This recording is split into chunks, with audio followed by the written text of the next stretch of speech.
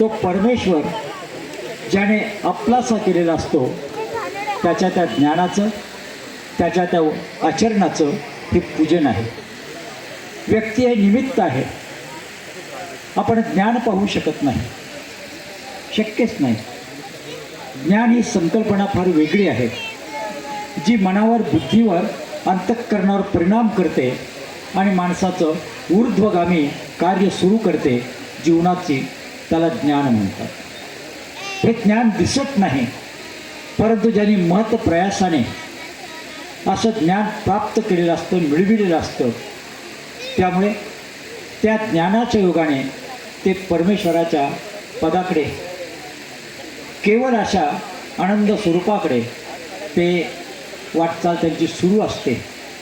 आणि म्हणून ज्या ज्या वेळेला असे ज्ञानी पुरुष, संत, महात्मे, आचारवंत भेटतात, त्यावेळेला अशा प्रकारे ते ज्ञान जे आपल्याला दिसत नाही, पण ज्यांच्यामध्ये ज्यांनी कष्टाने, प्रयत्नाने प्राप्त केलेलं आहे, त्या ज्ञानाचं ते पूजन असतं. आणि म्हणून या पूजनाला नाव आहे अष्टांग पूजन. आपणा सर्वांना कल्पना आहे, आपण ज्यावेळेला दंडवत घालतो त्यावेळेला एक शब्द आहे साष्टांग दंडवत. स अष्ट अंग, त्या शब्दामध्ये 3 शब्दांचा संधी झालेला आहे. स म्हणजे सह, अष्ट 8 प्रकारचे, आणि अंग शरीराचे अवयव. या शरीराच्या महत्त्वपूर्ण 8 अवयवांच्या सह आपण नतमस्तक होणं, लीन होणं, याचं नाव आहे अष्टांग दंडवत प्रणाम. म्हणून म्हणतात साष्टांग दंडवत. आणि हा साष्टांग दंडवत करत असताना ही जी अष्टांग आहेत, 2 हात, 2 पाय, पायातही त्यात हालचाल करण्याला समर्थ असणारे गुडघे, हातांचा हे हालचाल करण्यासाठी असणारे 2 खांदे, सर्व इंद्रियांचा राजा मेंदू, सर्व भावनांचं केंद्रस्थान असलेला, अध्यात्म विचारांचं केंद्रस्थान असलेला अंतःकरण, हृदय ज्याला आपण म्हणतो, अशा प्रकारची ही जी 8 अंग आहेत, ज्याच्यामुळे मनुष्याला खऱ्या अर्थाने मनुष्यत्व प्राप्त होतं, त्याला म्हणायचं असतं अष्टांग. हे अष्टांग फक्त आणि फक्त मानवालाच प्राप्त झालेले आहेत, पशूंना नाही, पक्ष्यांना नाही.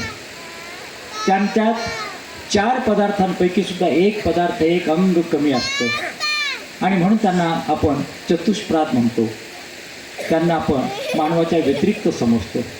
आणि जे सर्व अंगाने युक्त असतात तेच खरे उद्धरणाला पात्र ठरतात. आणि अशा रीतीने ज्यांनी आचरणातून आपली सगळी अष्टांग समर्थ केलेली आहेत, त्यांचं पूजन या अष्टांग पूजेच्या निमित्ताने येथे भाकरे परिवाराने केलेलं आहे. प्रबोधनाला मी थोडं बोलणार आहे. तत्पूर्वी मला लीळाचरित्रातली नव्हे, आपल्याला सुद्धा लीळाचरित्रातला एक प्रसंग, एक लीळा आठवली असेल. स्वामींच्या समेत सदैव 18 वर्ष ज्यांनी आपल्या घरादाराचा, संपत्तीचा, पुत्रांचा त्याग केला आणि फक्त एका शब्दासरशी भटो मागील फांकी पहा, शास्त्रग्रंथ वाचत असताना कशामुळे आत्म्याचा उद्धार होऊ शकेल याचं उत्तर शोधणारे श्री निळभट्ट भांडारेकर, भांडाऱ्याचे रहिवासी, स्वामींचं दर्शन झालं. स्वामी काही बोलले नाहीत, भिक्षा मागितली, आवाज दिला, माऊली हातामध्ये भिक्षा घेऊन आली आणि भिक्षा घेऊन जात असताना आपल्या करावरती, हातावरती, त्याला पाणीपात्र म्हणतात, तेव्हा फक्त स्वामी उंबऱ्याच्या बाहेर पडत असताना एकच शब्द उद्गारले, भटो मागील फांकी पहा. आणि हा एकच शब्द त्या निळभट्ट भांडारेकरांच्या अंतःकरणात अशा प्रकारे ठसला की आत्तापर्यंत आपण ज्या प्रश्नाचं उत्तर शोधत होतो ते उत्तर मात्र आपल्याला सापडत नव्हतं. आज मात्र आपल्याला उत्तर सापडलेलं आहे. आणि ज्याने मला माझ्या जीवनमुक्तीचा मार्ग, उद्धाराचा मार्ग दाखवलेला आहे, आता त्याच्या समवेत जाणं हेच माझ्या जीवनाचं आद्य कर्तव्य आहे. आणि त्याच क्षणाला तात्काळ त्या भांडारेकरांनी त्याग केला. घरादाराचा, आंघोळीचं पाणी तापलेलं होतं, माऊली पुढे आली, म्हणाली, अहो कुठे चाललात आपण? आंघोळीचं पाणी तयार आहे, स्नान तर करा. भांडारेकर म्हणाले, आतापर्यंत मी तुमचा होतो, आता मी ज्याचा आहे ना त्याच्या समवेत चाललो. भांडारेकर अंगावरच्या एका वस्त्रानिशी बाहेर पडले. तुम्हाला पुढचं चरित्र माहीत आहे. एका चरित्राचा उल्लेख करतो आणि पुढे जातो. 16 वर्षाच्या आपल्या जीवनक्रमामध्ये स्वामींची सेवा करत असताना भांडारेकरांनी मात्र स्वामींना कधी पाठ दाखविली नाही, कधी पाठ दाखविली नाही. आणि अशा रीतीने अचलपूरला आले. अचलपूरला आले असताना रस्त्यात अनेक ठिकाणी थोर अशा श्रीमंतांनी, जहागीरदारांनी, ठाकूरांनी, महाजनांनी, विद्वान पंडितांनी स्वामींची पूजा केलेली असायची, स्वागत केलं जायचं. आणि त्यावेळेला भांडारेकरांच्या मनात विचार यायचा, मी दुर्भाग्याचा, अशा प्रकारची पूजा माझ्या परमेश्वराची मी करू शकत नाही. कारण माझ्याकडे संपत्ती होती, परंतु मी तिचा तात्काळ त्याग केलेला आहे. आता मी कोणत्या प्रकारची संपत्ती जवळ बाळगलेली नाही आणि त्यामुळे मला माझ्या देवाची, माझ्या परमेश्वराची पूजा करता येत नाही. डोळ्यात अश्रू येत होते. आपण असमर्थ आहोत.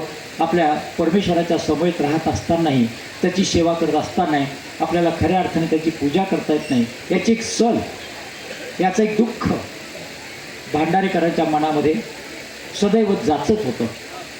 सर्वज्ञ, स्वामींना तर आपण शब्द वापरलेला सर्वज्ञ, सर्व काही जाणणारे, आपल्या भक्ताची मनातली खेद भावना, दुःखाची भावना स्वामींनी जाणली. अचलपूरला आले असताना ते म्हणतात, बटो, शेजारी निर्वाणेश्वराचं मंदिर आहे, तिथे आपण जा, थांबा आणि पुढे तुम्हाला काय कुणी म्हणेल त्याप्रमाणे वागा. खरोखरच पांचालीची राणी धानाईसा, त्या निर्वाणेच्या देवीची भक्ती करणारी तिथे आली. तिने प्रदक्षिणा घेतली. पूजा केल्यानंतर भांडारेकर कोपऱ्यामध्ये बसलेले होते. त्यांच्या चेहऱ्यावरचं तेज, चेहऱ्यावरची सात्विकता आणि आचरणाची ती सगळ्या प्रकारची त्यांची भूमिका बघितल्यानंतर ती प्रभावित झाली आणि म्हणाली, महात्मे हो, आपण माझ्या घरी चला. त्यांना घेऊन गेले आणि तिने तात्काळ त्यांची पूजा करण्यासाठी आपल्याकडे जेवढी संपत्ती होती, रत्न, माणकं, हिरे, मोती, सोन्याचे अलंकार सर्व काढले, पूजा सुरू केली. त्यावेळी ते म्हणतात, बाई थांबा, ही पूजा स्वीकारण्याचं माझं सामर्थ्य नाही, माझी लायकी नाही, मी योग्य नाही. तुम्हाला पूजाच करायची असेल ना तर माझ्या स्वामींची करा. तुम्हाला स्वामी आहे, तुमच्यापेक्षा श्रेष्ठ आहे? तिने प्रश्न केला. हो, माझे स्वामी आहेत, माझे गुरु आहेत, चला. आणि मग स्वामी शेजारच्याच मंदिरात जिथे बसलेले होते निर्वाणेश्वराच्या ठिकाणी, तिथे भांडारेकर त्या माऊलीला घेऊन गेले धानायसाला आणि स्वामींना तिने विनंती केली. त्या विनंतीनुसार स्वामी धानायसाच्या वाड्यामध्ये आले.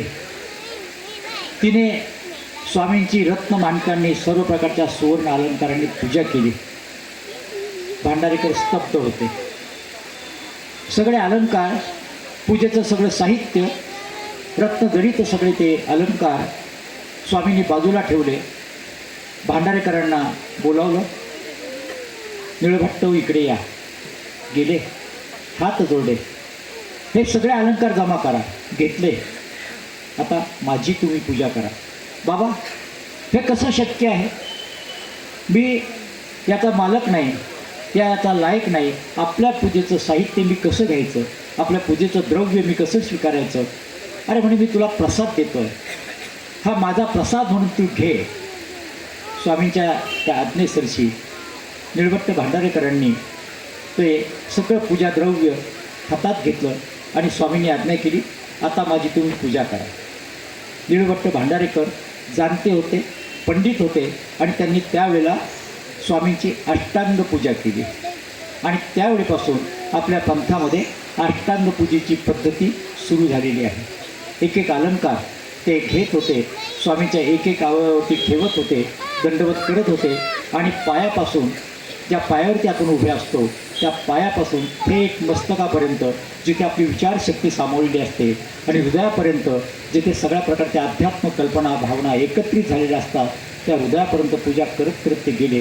अष्टांगांचं पूजन केलं, नतमस्तक झाले, डोळ्यातून अश्रू आणले आणि म्हणाले की जी आपणच समर्थ आहात, माझ्या मनातली सल आपण जाणली, आज आपली पूजा करण्याचं मला सद्भाग्य आपण प्राप्त करून दिलं, मी आपला सदैव सदैव आभारी आहे. बंधूंनो भगिनींनो, अशा प्रकारचे अष्टांग पूजेचे प्रसंग येथे अनेक वेळेला आपण बघत असतो आणि त्यातून आपल्याला प्रेरणा होते. आपण एक कल्पना करायची, मी सुद्धा एखाद्या वेळेला त्या भांडारेकरांसारखा परमेश्वराच्या कृपेला पात्र ठरेल आणि मलाही माझ्या संत महंतांची अशा प्रकारची पूजा करण्याची संधी प्राप्त होईल, अशी आपण जरी भावना केली, मनाची कल्पना केली, तरी इच्छा पूर्वीचा तो जो जो इच्छेल मानव प्राणी तो तो पूर्वी चक्रपाणी. मनुष्य ज्या ज्या कल्पना करतो त्याची पूर्तता परमेश्वर करत असतो. आणि अशा रीतीने बंधू आणि भगिनींनो, हे चक्र आहे. आपण कल्पना करूया. आता पुढे जातो. आपण भाकरे साहेबांच्या या प्रांगणामध्ये आहोत, घराच्या निवासस्थानाच्या. भाकरे साहेबांचा वेगळा परिचय करून देण्याची कोणालाही गरज नाही. 2च वर्षापूर्वी त्यांनी येथे आपला 75वा अमृत महोत्सव साजरा केला, परंतु तो नेहमीच्या रूढ पद्धतीने नव्हे, संपूर्णपणे 55 रूपाचं आयोजन केलेलं होतं. सुमारे 100 ते 125 संत महात्मे त्या प्रसंगाला उपस्थित होते आणि त्या संत महात्म्यांचे आशीर्वाद घेऊन भाकरे साहेबांनी आपला 75वा तो वाढदिवस साजरा केला. ते म्हणाले, हा वाढदिवस नाही आहे, फक्त माझ्या वयाला 75 वर्षे झाली याची आठवण राहावी आणि आता मला फक्त फार पुढचे थोडे कमी दिवस आहे हे मनात सदैव जागतं राहावं यासाठी हा सोहळा मी साजरा करतो. बाबा त्यावेळेला उपस्थित होते, आपण सर्वजण बंधू भगिनी उपस्थित होतो. आपल्याला आठवत असेल, खूप छान चांगल्या प्रकारचा तो सोहळा आपण सर्वांनी अनुभवलेला आहे. असं हे ज्या घरामध्ये सदैव भक्तिमय वातावरण असतं, आनंदमय वातावरण असतं आणि शास्त्राशिवाय धर्माशिवाय जिथे कोणती चर्चा नसते, ते घर म्हणजे भाकरे साहेबांचं घर. आपल्याला अनुभव आहे. ताई तेवढ्याच आपल्या समवेत येतात. आमच्या भगिनींना अनुभव आहे, जिथे माती ढेकळा जिथे आपण पदयात्रा मुक्कामाला राहील तिथे त्या ताईसुद्धा आपल्या समवेत राहतात. भगिनींच्या समवेत मी घरातली श्रीमंत आहे, माझी 2 मुलं फार मोठे ऑफिसर आहेत, माझ्या सुनासुद्धा एक प्राध्यापिका आहे, एकीने डॉक्टरेट केलेली आहे. हा कोणताही अहंकाराचा भाव ताईंच्या मनामध्ये नाही. आणि म्हणून 25 वर्ष आपल्या समवेत राहत असताना ताईंनी कधी आपण श्रीमंत आहोत, मोठे आहोत, उच्च कुळातले आहोत याचा भावही दाखवला नाही. आणि म्हणून ताई आपल्या सर्वांच्या आदराला पात्र झालेल्या आहेत. त्यांना धन्यवाद देतो, भाकरे साहेबांना धन्यवाद देतो. आणि आणखी एक सांगतो, बाबांनी सांगावं आणि ताईंनी ऐकावं. बाबा जर म्हणाल्या, आता आपल्या पदयात्रेचा समारोप आहे, ताई आपल्याला पंगत हवी आहे, बस सांगा बाबा कशाची पंगत करू. बाबा म्हणाले बासुंदीची, हो ठीक आहे बासुंदीची. बाबा म्हणाले गुलाबजाम हवेत, हो मी सर्वांना गुलाबजामचं जेवण देते. ही जी आपल्या गुरुची मर्जी राखण्याची वृत्ती आहे ती वृत्ती मोलाची आहे. नाही तर बंधू नेहमी आम्ही म्हणत असतो, पैसा कुणाला मिळत नाही, कुणाकडे पैसा नाही. बऱ्याच लोकांकडे पैसा कुजत पडलेला आहे, परंतु त्या पैशाचा योग्य वापर कसा करावा याची बुद्धी, याची दिशा त्यांना मिळत नसते. आणि तो पैसा कुजतो आणि एक दिवस मातीमोल होतो. पैसा कमवावा, परंतु कशा प्रकारे तो खर्च करावा यासाठी समर्थ असे गुरु असावे लागतात. आणि या परिवाराला वैरागी बाबांसारखे समर्थ गुरु लाभलेले आहेत. आणि म्हणून त्यांनी कमावलेला पैसा हा सत्कारणी धर्मकार्यासाठी लागतो आहे. एक प्रसंग सांगतो आणि थांबतो. एकाग्र चित्ताची कल्पना. तिथे बसल्या आपलं चाललं होतं, मन एकाग्र व्हावं. एक कथा वाचली, सहज आपल्यापुढे सांगतो. एक साधक होता, आपल्यासारखाच एक परमेश्वराचा भक्त. गावाच्या बाहेर झाडाखाली गेला शांतता लाभावी म्हणून. आराध्य दैवताचा फोटो समोर ठेवला आणि त्याचं चिंतन सुरू केलं. आणि त्याचं ते स्मरण चिंतन चाललेलं असताना एक मुलगी धावत आली.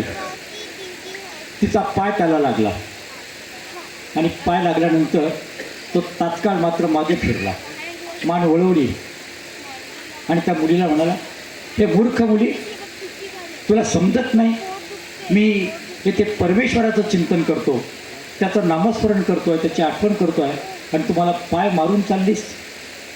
मुलगी धीट होती. आजच्या मुली खरंच धीट असतात. ती मुलगी असं म्हणाली, काका तुम्हाला माझा पाय लागला तरी समजलं कसं बरं? माझा एक मित्र पलीकडे एका जाळीमध्ये बसलेला आहे, त्याने मला भेटण्यासाठी बोलवलं. कोणताही विचार न करता करता अशा प्रकारे धावत गेली. रस्त्यामध्ये साप आहे की काटे आहेत की काय आहे की तुम्ही आहात, मला कशाची जाणवली. मला फक्त समोर दिसत होता तो आणि तो आणि तो, या पलीकडे मला काही दिसत नव्हतं. आणि आपण तर त्या जगज्ञान त्या परमेश्वराचं चिंतन करत होता, स्मरण करत होता. माझ्यापेक्षा वयाने, अनुभवाने, ज्ञानाने आपण संपन्न आहात, आणि मग माझा पाय लागला हे तुम्हाला कसं बरं समजलं? ती पूजा करणाऱ्याने मान खाली घातली. त्याला उत्तर देता आलं नाही. कारण ज्या परमेश्वराचं पूजन चिंतन आपण करतो ना, ते करताना आपण सगळे अष्ट स्वभाव जे आहेत आपले बाजूला ठेवायचे असतात. आणि अंतःकरणात डोळ्यासमोर सगळीकडे आपल्याला तोच दिसावा, तोच भेटावा, अशी एक आस लागलेली असावी लागते. आणि अशी आस जेव्हा लागते ना बंधूंनो, आपल्याला ऊन वारा पाऊस कशाची चिंता वाटत नाही, आपल्याला आठवण येत नाही. आपण त्या परमेश्वराचे एकरूप झालेला असतो. अशा प्रकारचं एकरूप होण्याचं आपल्याला ही पदयात्रा प्रेरणा देते. असे प्रसंग प्रेरणा देतात.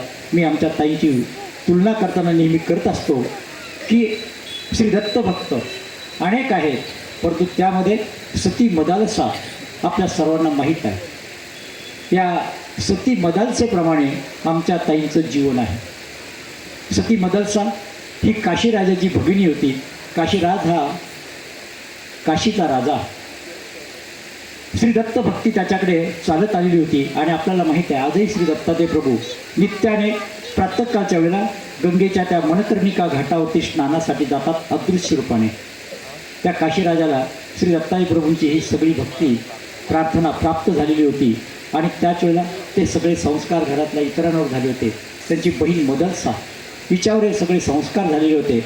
आणि हे सगळं संस्काराचं बीज घेऊन त्या आपल्या सासरी आल्या होत्या. ऋतुध्वज नावाचा जो राजा होता अचलपूरचा, त्यावेळी त्याचं नाव होतं अलच्छपूर.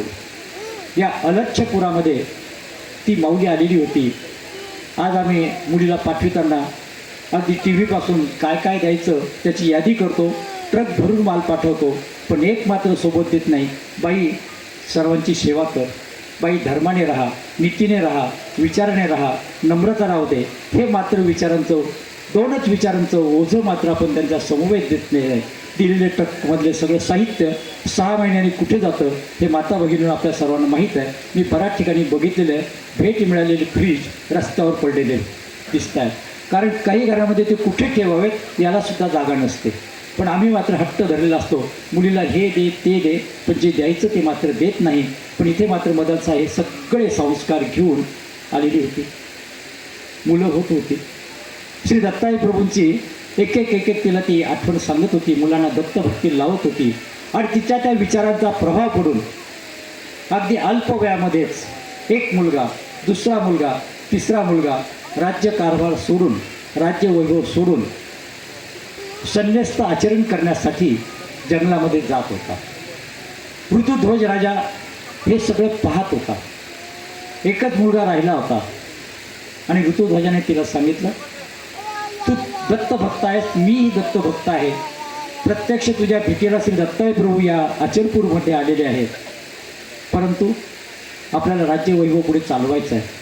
हा राज्याचा भार सांभाळण्यासाठी एखादा तरी मुलगा मागे राहू दे.